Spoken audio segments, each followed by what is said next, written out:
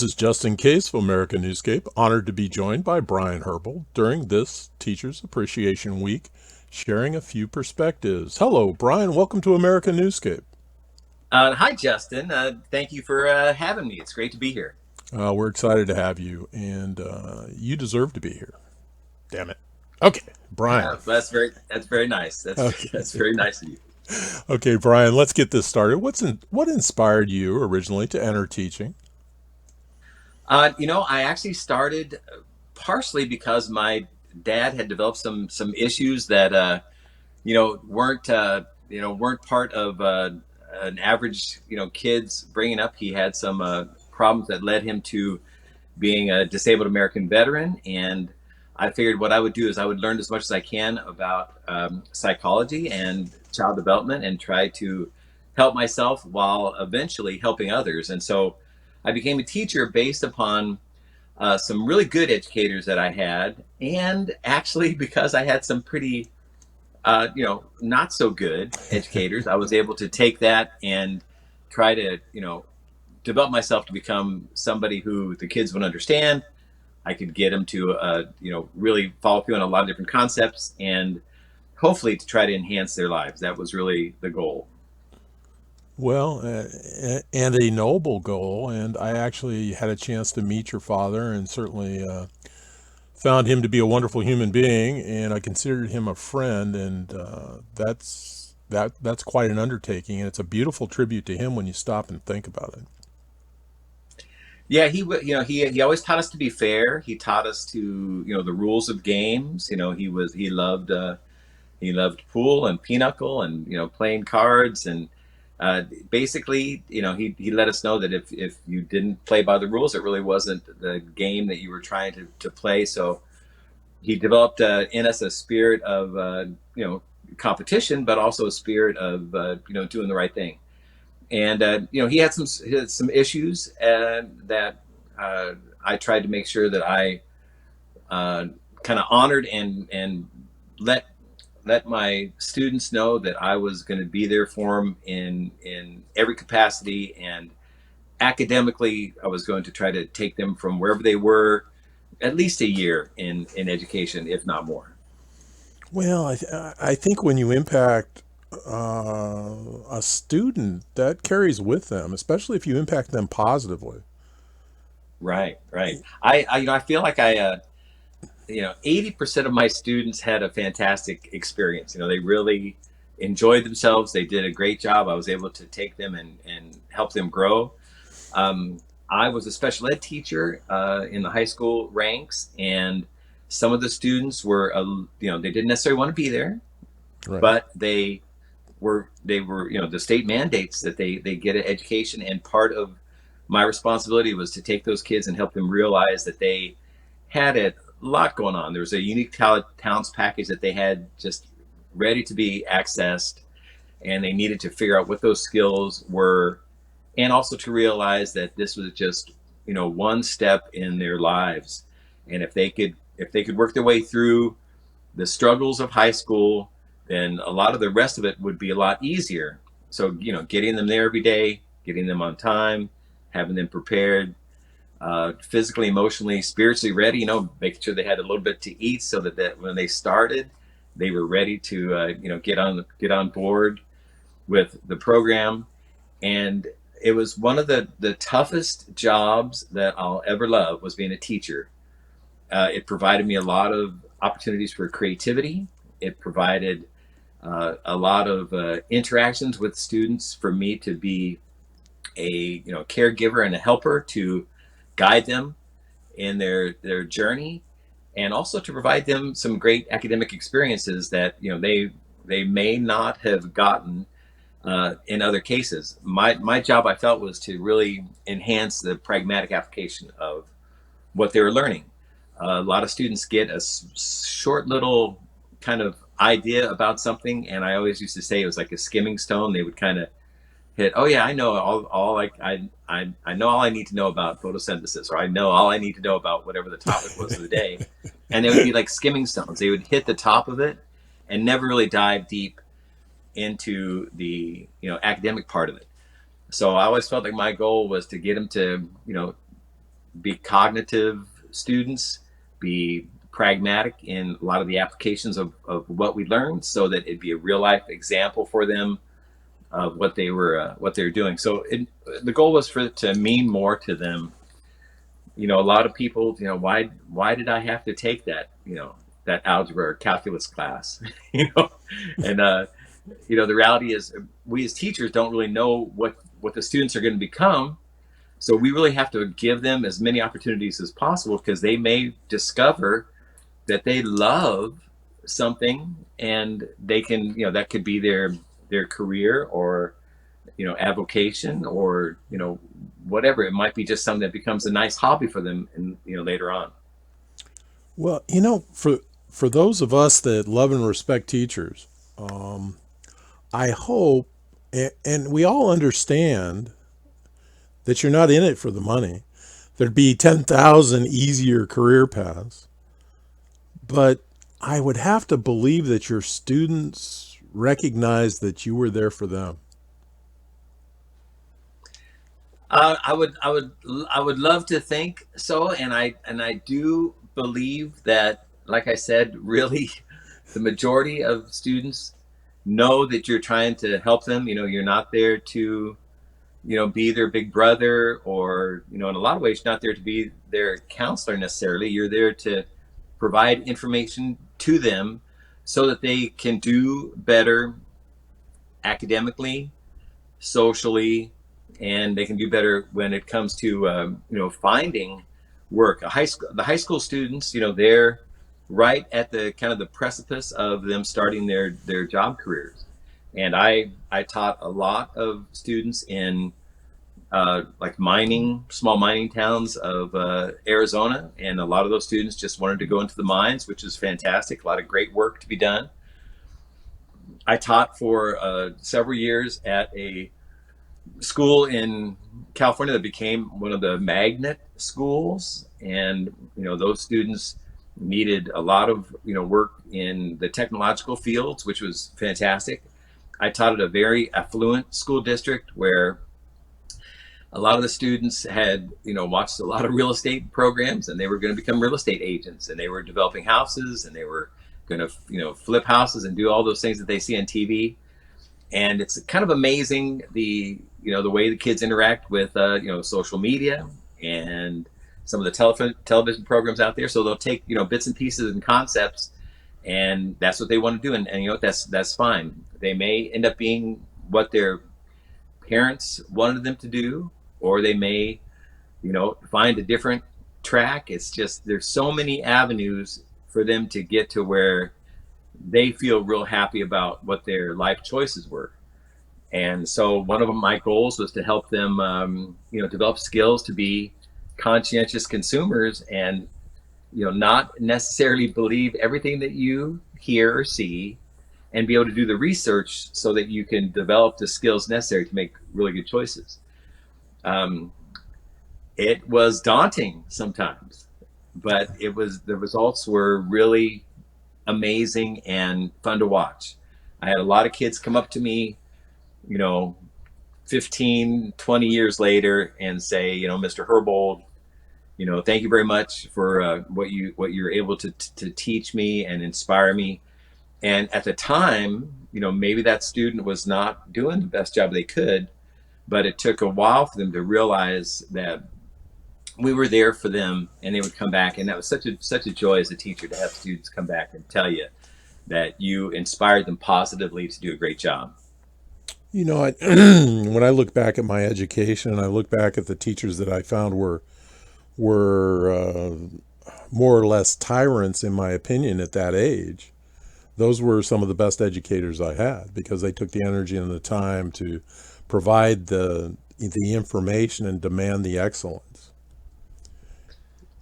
And Yeah, that's a wonderful thing to be able to have teachers of that caliber.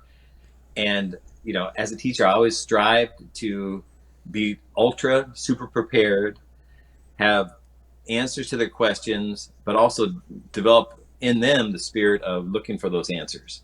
So, sometimes they would, just ask me whatever, really whatever they wanted to, whether it was to deal with the classes or not. And I would say, I am not Mr. Google. I am Mr. Herbold. So I want you to be able to figure out, what is the question you really want to ask? How can you get the results that you want? Is this something that's going to be good for you in the future? You really have to kind of develop those skills pretty early. And I tried to make sure that they had a firm but polite setting where, there were rules and things that you had to abide by, treating your other fellow students with respect and courtesy, treating your teachers with respect and courtesy, and teaching and treating yourself with respect and courtesy, being good to yourself, trying to get enough rest, trying to maybe eliminate some of the time that you spent on your cell phones or social networking. Those things, they're drawing on the time of our high school kids, and it's a great thing until it's not. So what I try to do is I incorporated a lot of things like Quizlet and other academic programs that were part of this multimedia training that I had through USC's program. And that way I was able to take, I tell the kids, okay, take your cell phones out instead of all those years of you can't have your cell phones, put your cell phones away. I'm going to take your cell phone away. All those things that were just not quite necessarily fair in the kids' minds, but we knew that it was distracting to them. So now, later on in the career, I said, okay, take your cell phones out, go to Quizlet, let's go through this program together. And you kind of make it into a, not an attractive nuisance anymore. so Yeah. it is an amazing tool, stronger than any computers, we had as kids, more power in your cell phone than that they had way back when they landed, men on the moon. And so all those things, you try to gear. And I would show students this old cell phone that I had that had a cord on it, but it was cordless. And I told them it was like one of the first phones I'd ever taken away from a student. So I tried to interject humor. We had a lot of fun with this garden project, which was totally fun. I actually incorporated karaoke in my classroom, which was kind of silly, but it was a presentation skill that the students could learn. There was always this fear of public speaking for students. And, in order to ameliorate that, what I had them do is, pick some songs and we do some student karaoke. And the students had to be good mannered if they were the audience. They couldn't heckle, they couldn't, they needed to be active listeners. And I was trying to develop this ability for them to, be able to present information to a bunch of people, but also a lot of students didn't really know the words of a lot of songs that they loved and they were humming. And I said, well, do you really want to say that? Do you really want to, Yeah. is that something that you want to present to other people? So I try to do things that were fun and creative within the guidelines of the framework of the standards that the students required, but in a creative manner that allowed them the flexibility to do the work and to feel good about their efforts, and kind of putting the onus of responsibility back upon them. I I wonder if you can imagine little Justin in your class in karaoke time wanting to come up and go, Mr. Herbold, I have a song I'd like to sing. And Mr. Herbold said, well, you would cringe thinking that little Justin was actually having a thought. And you'd say, well, It's one of those things where you find students that enjoy that, and there are students that don't, and so then you find an alternative way for them to participate so that they get, everybody would get full credit, whether you had the gumption enough to get up there and try it, but if you were a polite person while somebody else presented, that was also something that I monitored and gave you credit for. One of the things with this garden project that I had students doing, we had them, planting, and then eventually they would harvest, and, you see these 16, 17, 18-year-old, young men and women, boys and girls, having, Caesar salads that they had prepared. A funny aside that I thought was pretty hysterical was, late in March when we had just finished planting and tilling the soil and putting the irrigation up and making sure everything was tilled and planted, the seeds.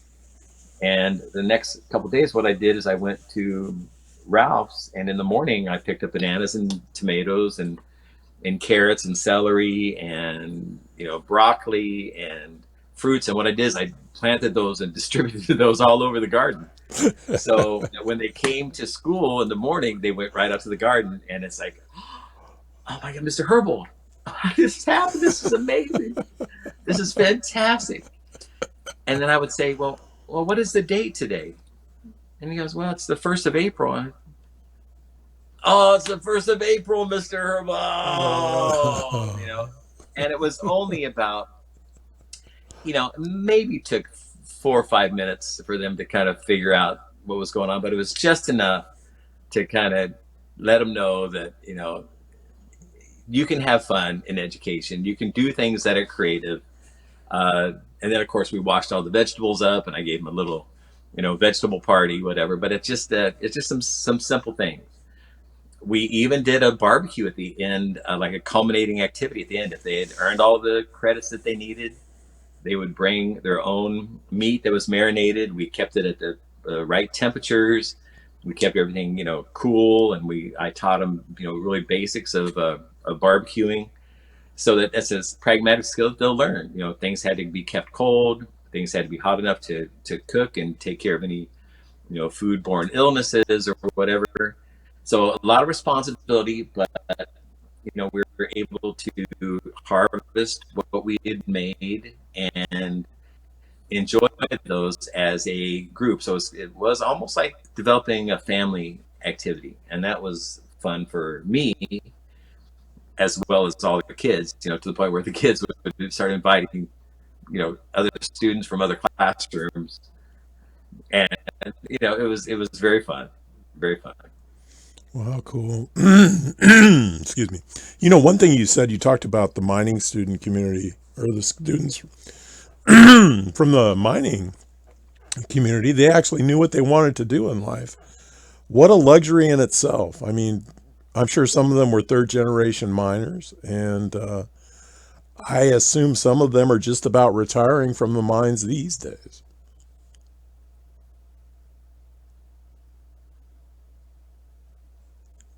Uh, Right. It was, and this was almost 30 years. I've been a teacher for 35 years, almost 30 years, 33 years ago.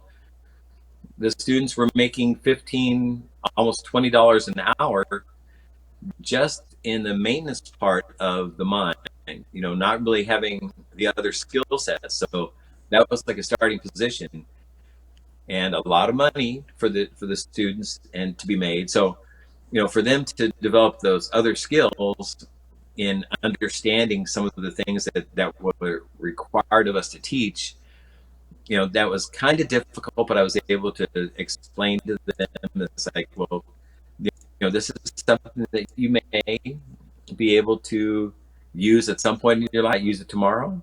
There may be some, question on chat you can figure out. There may be, who wants to be smarter than a fifth grader questions, which are, it's kind of silly. But the idea is that, uh, you've already started to follow your goals, develop your skills, give yourself a chance to really, understand who you are. You're gonna be working for your life in whatever capacity that may be. You're all going to be millionaires. You may not be a millionaire in the first 10 years. Brian, your phone's or your connection's breaking up a little bit. Let's relax and come at this. Okay, Okay.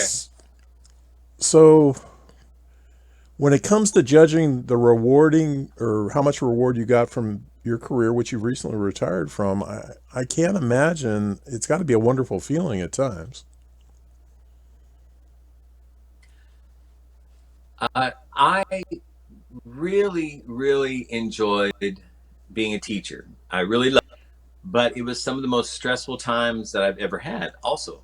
As there are a lot of obligations with parents and students and administrators and granting and answering emails and all the responsibilities. It's become a tougher and tougher job every year. But with that, then teachers will start to make more and more money because with more responsibilities, it becomes more remuneration for the work that they've done. Um, I really do believe that you know the work that I did with the students makes me feel good. I feel proud of the time that I spent with them. It has allowed me, once the light of the end of the tunnel was retirement, I did breathe a sigh of relief, but there are certain things that you miss. You miss the wonderful students, you miss the great camaraderie of the fellow educators. Uh, I don't necessarily miss the cafeteria food. We have 40 minutes of a lunch period, which is not much. Other people and other businesses would maybe have an hour and a half, and they travel to different places. We really couldn't. So you'd have your, bowl of ramen that you'd made in your microwave, or I'd grab something from my little garden project. So, so those things, we really didn't have any kind of external time because you're within the classroom settings, responsibilities. Where you walk on campus, you may remind a teacher of one of the things that you need a question answered. You're really always on call. No matter where you are during the time as a teacher, you will, you're washing dishes, and all of a sudden, little Johnny pops into your head, and it's like, what do you need to do for little Johnny to help him do better? Or there's emails that need to be answered. There's tests that need to be graded and made. There's just a huge amount of responsibility, and I thoroughly enjoy it. I am glad and sad a little bit that I am no longer in that field, but I feel good about what I've done as a retired educator. And it's time to get that RV. Time to It's get time that. to it's time to get that RV and travel to all the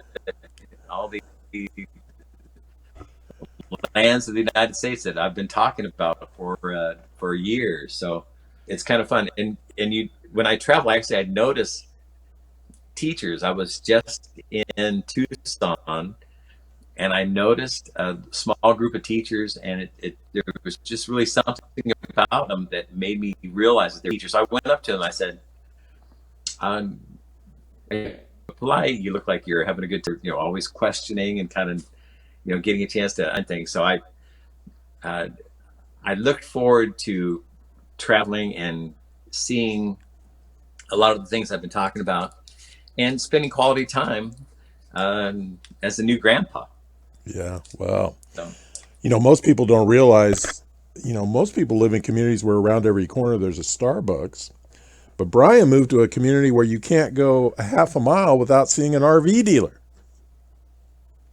So he's assimilated into the right, Yuma community, and lo and behold, he woke up thinking, I need an RV. right, and we got one. Oh gosh. All right. Well, So don't we'll don't. we'll we'll come we'll come visit you. You know what? I'm just going to tell people it's called mooch docking. So There what you we'll do go. is we'll swing by and I'll throw a cord your way and just plug me in and we'll hang out. You'll need a garden hose too, won't you? Well, at least that there's a lot of things that they tell you to make sure you bring in your RV. You got to bring your stinky slinky, which is Yeah. another a Ah, term. yes.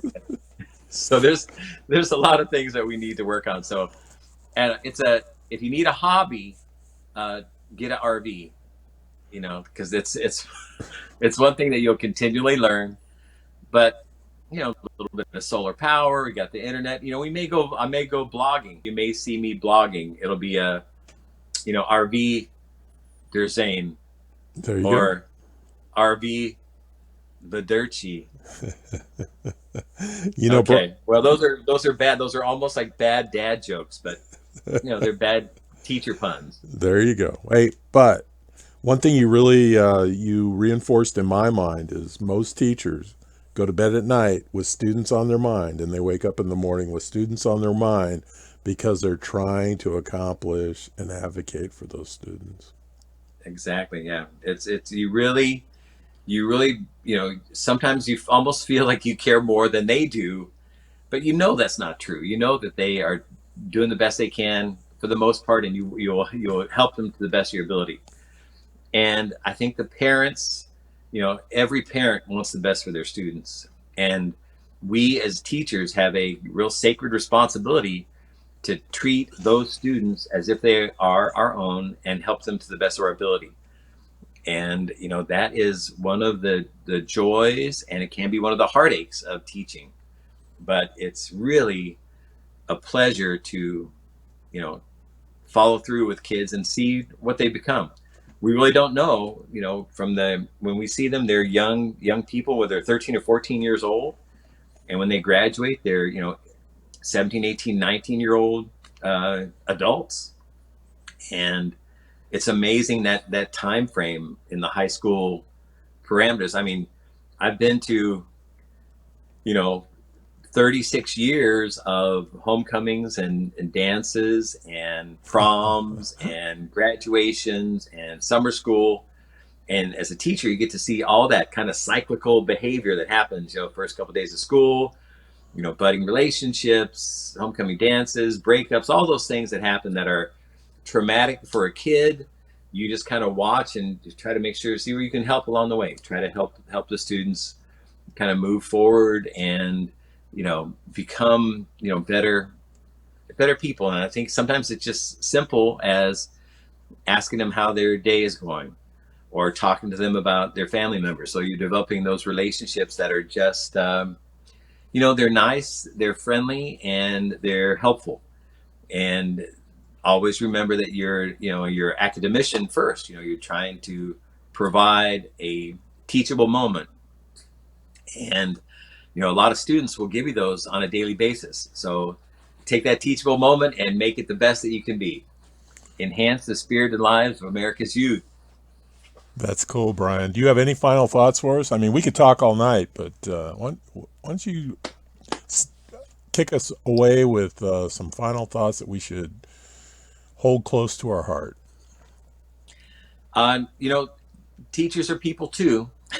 they, Some you know, of them. you may you Sorry. may see him, at the local. Oh my gosh, a silly funny story, but oh gosh, I was a young teacher, and I went in that little mining town. I went to a movie theater, and I took the librarian out on a very simple date to a movie, and we were sitting 20 rows maybe back, so we could see the movie and hear it. And all of a sudden, you start hearing all this kind of heckling up in the balcony, and there must have been 100 of our students, and they, it was. So what I did is I stood up and I took a bow. Exactly. I mean, that's what you have to do. So when you see your teachers in Starbucks or in the local mall, they're people too. So give them a smile, introduce them to your parents. For the most part, we've probably already contacted your parents a couple times. Yeah. So try to have some fun, and remember, we're all in this together. We're trying to help you guys grow and develop and become amazing young people, and you've already started on your own, so keep it up. Well, and I'd like to remind people that society should help support that effort to bring these kids up. I mean, it's a cliche, but the kids are the future for all of us. Right. And it is interesting, a lot of people, they will always say that we're doing it for the kids. Well, just make sure that is the case, because sometimes there's other motivations, but hopefully you can guide what you can with a real positive impact. And I think that's how I would try to tell the teachers, breathe, be prepared, be prepared, and then tell your students, read the directions. And then if all else fails, follow the directions. That's actually very sound advice for all of us. Okay, everybody. Brian, thank you for taking some time with us. This was very, very enlightening. This has been Justin Case and Bryan Herbold talking Teachers Appreciation. Thanks for joining us. Remember, additional information and links are provided in this video's Read More. Today is the day to subscribe to this channel, and please support teachers and instructors everywhere.